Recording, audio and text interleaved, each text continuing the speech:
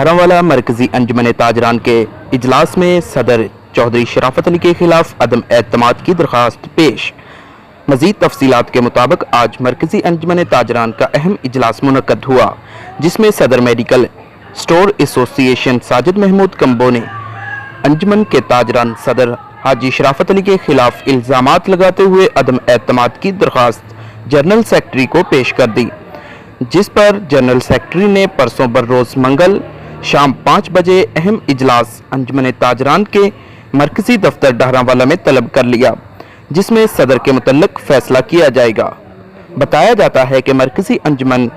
ताजरान के सदर की 2/3 अक्सरियत इजलास में सदर शराफत अली के खिलाफ अपनी राय का इजहार करेगी।